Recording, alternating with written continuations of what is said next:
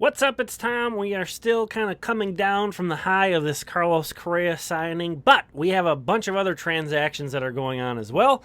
The biggest one here from Twins Daily's Matt Braun. Chris Paddack signed an extension that's basically tacking on another year of team control for him. He was already going to be here this year and next year. Now they've got a third year for him. I think this is really interesting. This is obviously an injured pitcher. He had Tommy John in May. And it's his second Tommy John, so there's some questions of even if we'll see him this year. I would expect we would later on, but again, always hard to say with these things, and it being his second Tommy John, it may take some more time for him to recover and come back. But I'm surprised in that, there was another year beyond this year, so Paddack was already going to have the opportunity to potentially pitch part of this season, and then next year, before he reached free agency. And we're seeing what these guys make in free agency. Obviously, with his injury history, he's not going to be looking at some kind of a major long-term investment from anybody.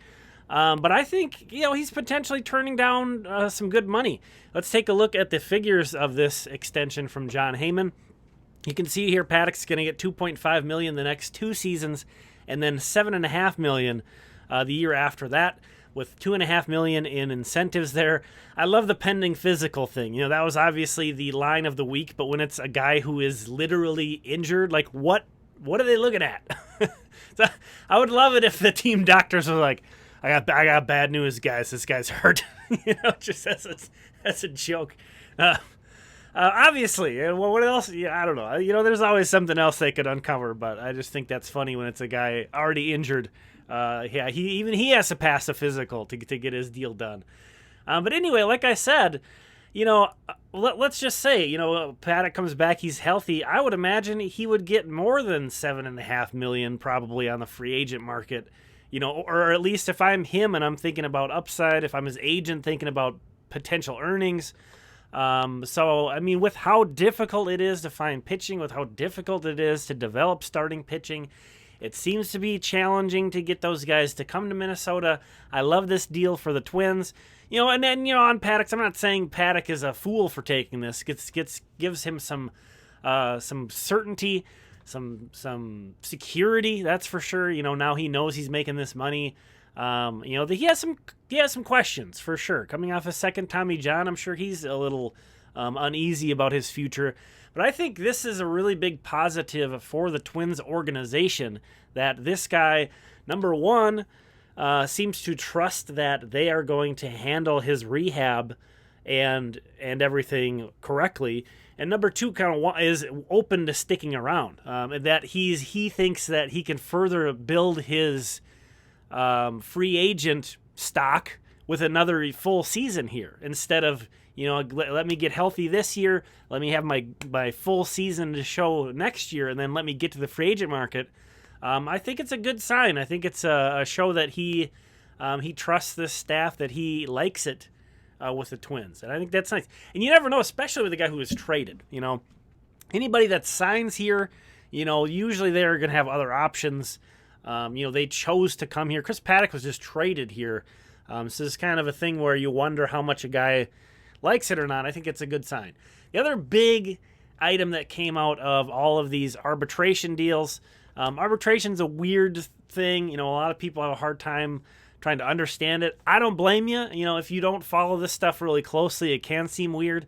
But the Twins agreed to salaries to everybody they had who is arbitration eligible, except for Luis Arraez. But here, Do-Hyung Park of MLB.com has, why not to worry. They could still settle ahead of the possible hearing that takes place in February. But they might go to an arbitration hearing. Not really a big deal, but sometimes that can kind of sour the relationship between the player, even their agent, and the team.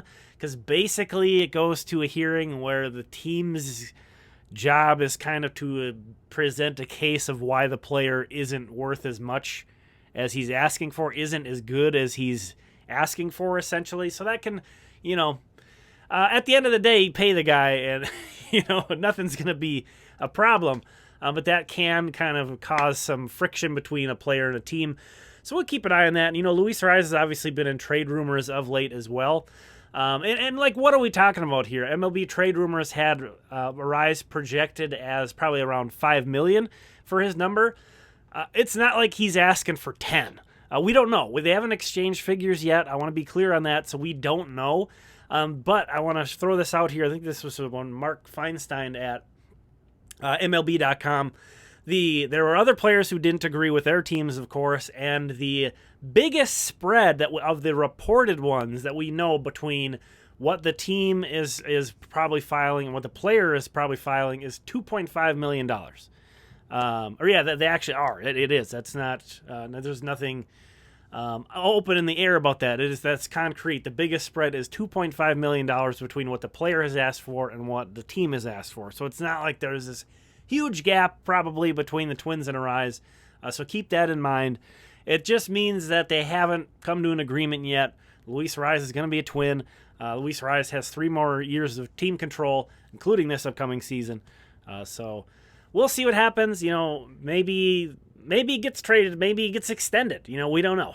We don't know. There's a lot of possibilities there. Another item from the other day was that the Twins announced their non-roster invitees. Now, and kind of something to keep in mind here, this is another weird thing. Because anybody on the 40-man roster is automatically in big league camp, of course. And then these guys are the non-roster invitees. But then there's going to be tons and tons and tons of other minor leaguers who you will see playing in official Twins spring training games that aren't technically non-roster invitees. So it's not like anybody not listed on this list and not on the 40-man we won't see for the Twins during spring training. We definitely will. But here are the main guys we'll see quite often. There's some fun names on here. There's some guys that were assigned to minor league contracts that I kind of forgotten about already by now with how much that happens in the offseason. Jose De Leon sticks out. A guy who's got big league experience, was always... I think the Twins were rumored to be trading for him for the Dodgers for years and years and years. So it's kind of fun that he wound up back in the organization. And, of course, Ryan Lamar, former Sire of Fort Myers. If you follow my stuff in the channel and my work at Twins Daily, you know that was a real fun spring that he had. So I'm excited to see him back again. Also, some other moves. We talked about it earlier. Blayne Enlow was removed from the 40-man roster.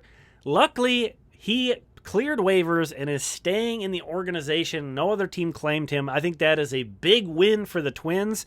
That was a calculated risk that turned out to be a good one. He stays in the organization. He's no longer occupying a 40-man roster. So that ended up being a really good move for the Twins. And what's kind of funny is the guy that he got bumped off the 40-man roster for, Oliver Ortega, has already been designated for assignment. So we'll wait and see if he clears waivers and stays in the organization. That would be another nice development. The Twins also designated Kyle Garlick for assignment. A little bit of a surprise. Certainly seems like an indication, though, that they are setting their target a little bit higher for a right-handed hitting outfielder. I would agree with that decision. No disrespect to Kyle Garlick. He does his job well as a right-handed hitting outfielder that can really crush lefties. But, the Twins, I think, should be shooting higher than that. Maybe a guy who's more established. Unfortunately, Garlick, he's missed a lot of time, too. He's missed a lot of time, so he hasn't been able to establish his resume as much as maybe if he had the chance to do that, he would be sticking around still. So it's clear the Twins are very much in development. This roster is not set, even after the Carlos Correa signing. I'd imagine that's going to be the biggest move of the offseason, of course, but some of these other moves might be kind of on the side. They did offer Andrew McCutchen a deal, but he decided to sign with the Pirates where he could play every day. So that's kind of fun, actually. I'm bummed. I would have loved Kutch on the Twins. Would have loved it, but pretty fun that he's going back to Pittsburgh. And let's be honest, those fans, those Pirates fans, and they do have a good fan base. Obviously, they've been kind of downtrodden and, because they've been basically kicked on all these years by their ownership, but really fun for them. So, but, the fact that the Twins have designated Garlick, the fact that they were interested in McCutchen, I think that's a good sign that they're probably still looking for a right-handed hitting outfielder. And then the last one on this list, which was the first move, this happened on Correa Day, I believe, was that the Twins traded for A.J. Alexy, sending Christian Jimenez over to the Nationals. Christian Jimenez, not a guy I know a ton about, but he's an 18-year-old Venezuelan. Posted some pretty good-looking numbers in the Dominican Summer League. That doesn't mean a whole lot. You got to take that with a grain of salt. There's guys, if you look back 6 years, there's some guys that had incredible numbers that never made it into full season ball, probably. So I don't want to make it sound like this is some kind of a horrible move, but anytime you're trading these type of guys away, I just get like a stomach ache. It's just like, oh... because, A.J. Alexy is a guy who hasn't pitched well in the major leagues, hasn't pitched well in AAA. So I'm not sure, I'm not saying I know much about him other than that. Maybe there's something there that the Twins think that they can tweak. But certainly the performance has not been there for him in the majors or in AAA.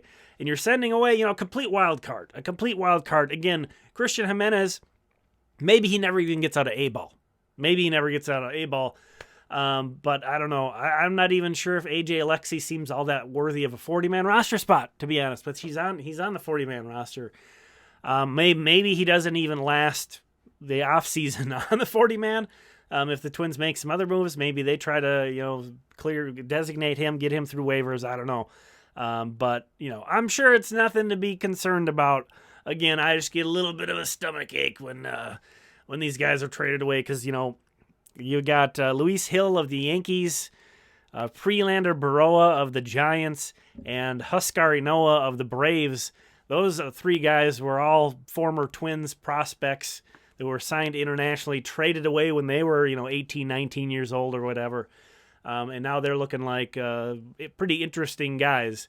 Actually, Baroa, I think, is with the Mariners now. Anyway, so those are kind of the transactions on the edges of the roster.